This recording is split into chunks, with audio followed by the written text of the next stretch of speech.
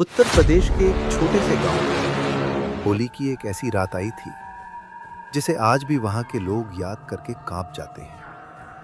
कहते हैं उस रात के बाद किसी ने उस कुएं के पास जाने की हिम्मत नहीं की। दिन भर गांव में होली की खुशियां थी। गांव के बड़े बुजुर्ग बार बार एक ही बात कह रहे थे, आज की रात कुएं के पास मत जाना। गांव की बूढ़ी दादी ने बच्चों को पास बुलाया और कांपती आवाज में कहा, आज की रात Listen, children, वो there are औरत जाग secrets in जाती this है village. What जो secrets, इसी Daddy? कुएं The में मारी kind गई that come थी। alive at night. लेकिन चार दोस्त रोहित, अमन, कुणाल और नेहा इन बातों को सिर्फ कहानी समझ बैठे। उन्होंने तय किया कि आज रात उस कुएं के पास जाकर सच्चाई जानेंगे। उन्हें नहीं पता था कि यह फैसला उनकी जिंदगी का सबसे बड़ा पछतावा बनने वाला है।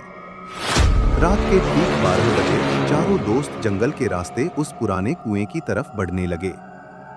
चारों तरफ सन्नाटा था, सिर्फ पत्तों की सरसराहट और पैरों की आहट। तभी अचानक किसी के चलने की आवाज आई और तभी उन्होंने उसे देखा। सफेद साड़ी में एक औरत जिसके बाल उसके चेहरे को ढके हुए थे। वो कुएं के पास खड़ी थी। जैसे ही उसने सिर उठाया, उसकी आंखें इंसानी नहीं थीं। नेहा चीख पड़ी और वहीं बेहोश होकर गिर गई। तभी उस औरत की गूंजती हुई आवाज आई, मुझे इसी कुएं में फेंक दिया गया था होली की इसी रात, मेरे अपने ही गांव वालों ने। उसकी आंखों के सामने वो खौफनाक मंजर घूम गया जब गुस्साई भीड़ ने एक बेगुनाह औरत को जिंदा कुएं में धकेल दिया था।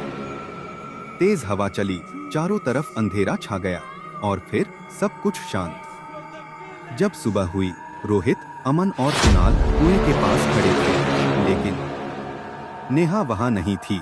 सिर्फ उसके रंग लगे कपड़े कुएं के किनारे पड़े थे। कहते हैं आज भी उस गांव में होली की रात कुएं से पायल की आवाज आती है और जो सुन ले वो फिर कभी नहीं लौटता।